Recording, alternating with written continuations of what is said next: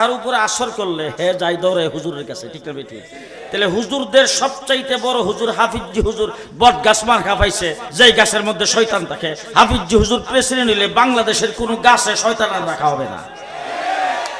হাফিজি হুজুর বট গাছ মার্কা দাঁড়াইছে, হুজুরের নির্বাচনী জনসভা, সর্বশেষ জনসভা। এরপরই রাত্রে 12টার থেকে নির্বাচনী প্রচার অভিযান শেষ বাইতুল মুকাররম দক্ষিণ গেটে। তা আমি তখন ব্রহ্মবাড়ি মাদ্রাসার ছাত্র, আসলাম আমার সাথে 10-12 জন ছাত্রকে নিয়ে চিটাগাং মেইলে ঢাকা এসে নামলাম। তো রাস্তায় পেপার দেখলাম, পেপারের মধ্যে ইত্তেফাক পত্রিকায় 83 জন প্রার্থী ছিল। এক একজন প্রার্থীর বক্তব্য, স্বাধীন সার্বভৌম বাংলাদেশে চাউলের কেজি 3.5 টাকা কেন হবে? আমি নির্বাচিত হইলে চাউল হবে 2.5 টাকা কেজি। আরেকজনের বক্তৃতায় বলছেন আটার কেজি কেন হবে 2.5 টাকা? আমি নির্বাচিত হইলে আটা হবে 2 টাকা কেজি। আরেকজনে বলছেন তেল, আরেকজনে বলছে পেঁয়াজ। এরকম এক একজন এক একটা জিনিসের নাম ধইরা বক্তব্য দিছে। ইত্তেফাক পত্রিকার ফার্স্ট পৃষ্ঠায় প্রত্যেক প্রার্থীর বক্তব্য আসছে। আমরা তখন একজন আরেকজন কইতেছে, হায়রে হাফিজ হুজুর তো পেপার পত্রিকা পড়ে না রে, ইস রে। আজকের পেপারটা যদি হাফিজ হুজুর পড়তো, অথবা শাইখুল হাদিস আল্লামা আজিজুল হক সাহেব, মুফতি আমিন সাহেব, তারা যদি পেপারটা পড়ে হুজুরে যদি একটা নোট করে দিত যে কইছে চাউল খাওয়াইব 2.5 টাকা, হুজুর যদি আর আডানা কমায় কইতো, তাইলে মানুষ হুজুরের বুটটা দিলে হইলে আজকের বক্তৃতায় হুজুরের তেল, পেঁয়াজ, লবণ এইগুলি বলা দরকার ছিল রে।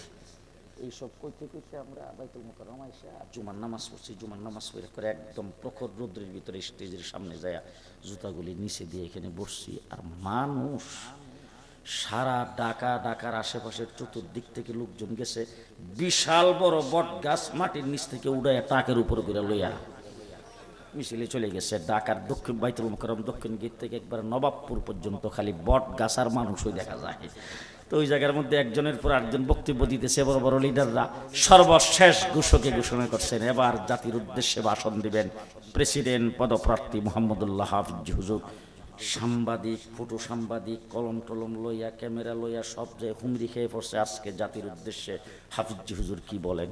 45 দিনের রাজনীতিতে হাফিজ হুজুর আমেরিকাকে পর্যন্ত কাঁপাইয়ে দিছিলেন। আমেরিকার রাষ্ট্রদূত পেক কাদা বাঙ্গিয়া কামরাঙ্গি চলে যায় দৌড়াইতো, হাফিজ হুজুর কি বলে, কথা বুঝেন নাই কারবার। সাংবাদিক টাংবাদিক সব কলম ধরছে, ক্যামেরা ধরছে, হাফিজ আজকে কি বলে। আর আমরা যারা নিচে বসা একজন একজন বলতেছি, দোয়া করো দোয়া করো। হুজুর উঠতে যদি চাউল, তেল, পেঁয়াজ, লবণের কথাটা কইলে তো রে, যেই মানুষ হইছিল আজকে এই খালি জিনিসপত্রের দরটা হুজুর কইলেলি মানুষের বুকটা দিয়ে লেলি আর ফিরল নইলে। এরকম আমরা নিচে বসে বসে একজন আরেকজনের সঙ্গে বলতেছি। হাফিজ হুজুর মাইকের সামনে দাঁড়াইছে, দাঁড়াই সর্বপ্রথম বলতেছেন, ও আমার জাতি, আমি মুহাম্মদুল্লাহ প্রেসিডেন্ট পদপ্রার্থী হয়েছি। আজকে বাংলাদেশ একবার আমরা স্বাধীন করেছি 1947 সনে, শান্তি পাই নাই। 1971 আবার অস্ত্র ধারণ করে পশ্চিম পাকিস্তানিদের বিরুদ্ধে লড়াই করে আমরা মুক্তিযুদ্ধ করে দেশ স্বাধীন করেছি। কিন্তু আজকে 10-11 বছরেও শান্তি আসে নাই। আমি মুহাম্মদুল্লাহকে যদি আল্লাহ পাক প্রেসিডেন্ট পদের জন্য কবুল করেন, আমি এ দেশ জাতির শান্তির জন্য 68,000 গ্রামে 68,000 কোরআনী মক্তব কায়েম করব। আমরা একজন আরেকজনের চেহারার দিকে তাকাই, কি পেঁয়াজ গেল, লবণ কই গেল, চাউল কোথায় গেল? আমরা ভাবছি কি আর হাফিজি কই কি?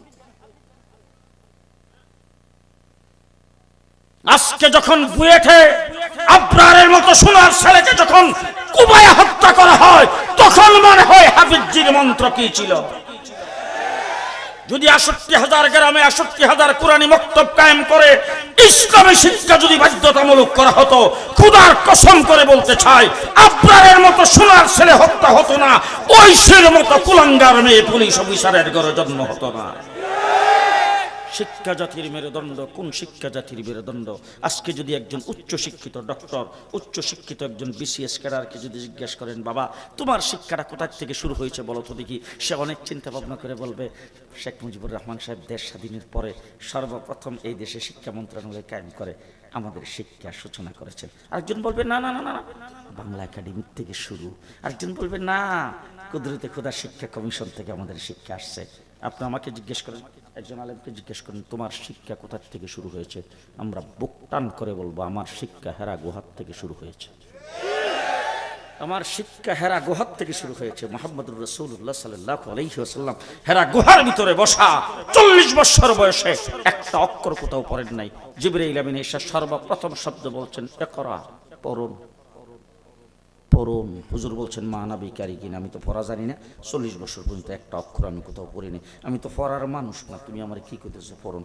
জিবরাইল আমিন আপনি হুজুরের চাপ দিয়ে ধরছে, দুইরা তারপর বলছেন, ইকরা, পড়ুন। তার কারণ হইল আপনি বিশ্ব জগতের শিক্ষক, আপনি বিশ্ব জগতের শিক্ষক, সুতরাং পড়তেই হবে আপনাকে। মুহাম্মদুর রাসূলুল্লাহ সাল্লাল্লাহু আলাইহি ওয়াসাল্লাম হেরা গুহার থেকে বের হয়ে আসছেন, আয়েশা সর্বপ্রথম যে নুরানি মক্তব কায়েম করেছেন সেটার নাম দারে আরকাম। এই নুরানি মক্তবের সর্বপ্রথম ছাত্র হযরত আবু বকর সিদ্দিক। কেমন ছাত্রটা, কেমন ছাত্র, রাষ্ট্র চালাই নাই তো, রাষ্ট্রপ্রধান ছিল বাবা। কেমন রাষ্ট্রপ্রধান, রাষ্ট্রপ্রধান হওয়ার পরে কাপড়ের গাট্টিটা মাথায় লইয়া বাজারে যাইতেছে কাপড় বিক্রি করতে। কয়েকজন লোক হযরত উমর ইবনে খাত্তাব এসে দেখে কইতেছে, উমর এর লাগিয়ে কইছিলাম ঠান্ডা মিয়ারে রাষ্ট্রপ্রধানের দায়িত্ব দিও না। উমর কো কি হইছে, কি এর রাষ্ট্র চালাইব, উনি কাপড় বিক্রি করতে বাজারে যায়। তো হযরত উমর ইবনে খাত্তাব দৌড়ে যায় রাস্তার মধ্যে বিকেট দিয়ে খাড়াইছে, খাড়াইয়া আমিরুল মুমিনিন খলিফাতুল মুসলিমিন কই যা, আরে বাবা বাজারে কাপড় বিক্রি না করলে 2 পয়সা যদি আমদানি মানে রুজি রোজগার না করি তো সংসার চলবে কি দিয়া। আর আমরা দেশে কারো জন্য গ্রেফতার করতে গেছে, যাওয়ার পরে লিফটের গর্তের ভিতরে পাইছে 400 কোটি। আর আমরা একটা মৌলবীরে কেমনে কেমনে জানি নিছি, এমপি বানিয়েছেন, হ্যাঁ মৌলবীরে গ্রেফতার করতে গিয়ে পাইছে 30 লাখ করে বালিশের নিচে।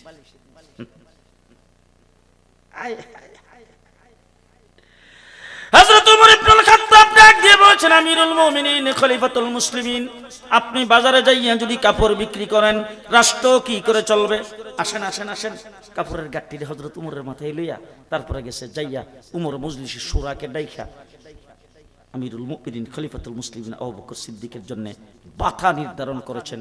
দৈনিক প্রতি ওয়াক্তে যতটুক আটা, যতটুক তেল, যতটুক সুজি, যতটুক মানে পেঁয়াজ, যতটুক লবণ, যতটুক চিনি দরকার এতটুক বাইতুল মাল থেকে দেওয়া হবে। হযরত আবু বকর সিদ্দিক বাইতুল মাল থেকে প্রতি ওয়াক্তে যতটুক লাগবে নিয়ে যায়। হঠাৎ করে একদিন ঘরে যায় গেছে, যাইয়া দেখে বাবা শাহী হালুয়া দস্তরখানের মধ্যে দিছে। হযরত আবু বকর সিদ্দিক ডাক দিয়ে কয়, বাইতুল মাল থেকে যে বাধা দেওয়া হয় এই বাধাতে তো শাহী হালুয়ার কোনো বাজেট নাই, তোমরা এটা কোত্থেকে পাইলা? আমরা তো খাওয়ার পরে জিগাইতাম, বেগম কোত্থেকে আনলা? খায়া যখন মজা লাগছে, খুব মজা করে খাইয়া এরপরে যখন খাতির জমা আলাপ আলোচনা করতেছি, ভানসা পাইতেছি, তখন জিগাইলাম, হইলে বেগম খারানা জাসকা খাইলাম কোত্থেকে পাইলা? কথা বুঝেন নাই? হযরত আবু বকর সিদ্দিক হাত গুঠাইয়া তারপরে ঘরের লোকজনকে জিজ্ঞাসা করছেন, তোমরা এই শাহী হালুয়া কোথা থেকে ব্যবস্থা করলা? তখন ঘরের থেকে সবাই বলতেছে, আমিরুল মুমিনিন, মানুষের জীবনে একটা মনের চাহিদা আছে, আমাদের তো একটা মনের চাহিদা আছে, ভালো কিছু খাইবার মনে আমাদের চাই না? তো আমরা তখন আপনাকে যদি বলি তাহলে আপনি তো পেরেশানি বুক করবেন, আপনি পাইবেন কোথায়? এই জন্য আমরা প্রত্যেক দিন যেই আটা যেই চাউল আমাদের ঘরে বাইতুল মাল থেকে আসে, এখান থেকে আমরা কিছু মুষ্টি রাখছি, মুষ্টি এক মুঠ করে রাইখা যেটা হয়েছে এটা বিক্রি করে তারপরে এর দিয়ে সুজি আনছি, চিনি আনছি, কিশমিশ আনছি, এগুলি আইনা তারপরে হালুয়া পাকাইছি। হযরত আবু বকর সিদ্দিক খানা না খায়া উল্টা দৌড়াইয়া বাইতুল মালের যিনি ম্যানেজার, যিনি দায়িত্বে, তাকে যায় বলছেন, আগামী অক্টোবর থেকে আমার ঘরের যে বরাদ্দ তার মধ্যে 1 মুষ্টি করে কম দিবা। কোন কলেজের ছাত্র? হ্যাঁ, जो नाते खुद रा परो दूसरों कहाँ दी बन गया, क्या वो नजर थे जो मर्दों को मसीहा कर दिया। হযরত ওমর ইবনে খাত্তাব একদিন দেখলেন একটা বিধবা নারী, একদম জয়ী বৃদ্ধ, তার ঘরে কোনো কাজকর্ম করার লোক নাই, তাকে সহযোগিতা করার কেউ নাই। তো হযরত ওমর এটা দেখা খবরটা পায়া হযরত ওমর মনে মনে ভাবছে, এই মহিলার পানিটা যদি আমি ব্যবস্থা করে দেই, অর্থাৎ কুয়ার থেকে সেটাই না পানি উঠাবার মতো শক্তি নেই, তো আমি তার যে পানি ব্যবহার করে যে কলসিটা, এই কলসিটা রাত্রে আইসা ভালো করে দইয়া মুচ্ছা কুয়ার থেকে পানি উঠাইয়া যেখানে কলসিটা রাখে এই জায়গার মধ্যে রেখে দিব, পানিটা সে সারাদিন ব্যবহার করবে, এই নেকটা আমি পাবো। তো হযরত ওমর ইবনে খাত্তাব গেছে রাত্রের বেলা, 10টা-11টার সময় যখন লোকজন ঘুমাই গেছে, তখন যাইয়া দেখে কেডা যেন আইসা কলসিটারে ভালো করে দইয়া সুন্দর করে নতুন পানি দিয়া এটা রেখে গেছে। তা হযরত ওমর মনে মনে ভাবতেছে, ওরে আমার থেকে চালাক মদিনায় আরো মানুষ আছে, আচ্ছা দেখি কালকে আরো আগে আমি। পরের দিন গেছে আরো ঘন্টা অনেক আগে, যাইয়া দেখে আজকেও কলসি সুন্দর করে দইয়া কে যেন এনে রেখে গেছে। হযরত ওমর লোকটা আরো আগে আয় বোধ হয়। পরের দিন গেছে এশার নামাজের পর একটু দেরি করে সবাই যখন ঘুমাই সারছে গেছে, যাইয়া দেখে আজকেও কলসি কে যেন ধুইয়া মুচ্ছা সুন্দর করে এনে পানি নতুন পানি দিয়ে রেখে গেছে। হযরত ওমর এবার, হযরত ওমর তো খুব মানে আপনারা কি মনে করেন, আল্লাহর রাসূল কইছে ওমর যেখানে যাইব এখানে মিস্টার ইবলিস, ইবলিস যাবে না। যদি আমরা আজকে যদি উমর দুনিয়াতে জিন্দা থাকতো আর কি, আমি জেলখানায় বসে বসে মনে মনে চিন্তা করছিলাম যে উমর জিন্দা থাকতে উমরের দাওয়াত করে আনলাম, বলে আনলেই কাওয়া কাদের হাসিনা। এইগুলি তো ইবলিসের খেলা তো ভাই, কারণ ইবলিস আর দায়িত্ব দিয়ে, ইবলিস কিন্তু বাংলাদেশ থেকে পেনশন, বাংলাদেশ ইবলিসের তালিকা এখন আর বাংলাদেশ নাই, কথা বুঝেন এই কারবার এর দায়িত্ব দিয়ে ইবলিস গেছে।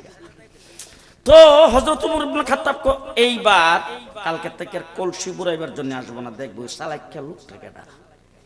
এশার নামাজ পড়ি যায় একটা গাছের আড়ালে চুপ করে দাঁড়িয়ে রয়েছে।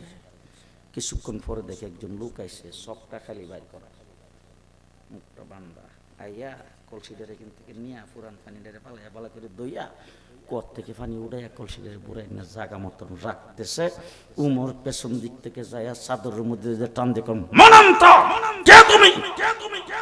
যেই কইছে কে, মুখের থেকে যখন কাপড়টা সরাইছে উমর তাকায় দেখে আমিরুল মুমিনিন খলিফাতুল মুসলিমিন আবু বকর সিদ্দিক।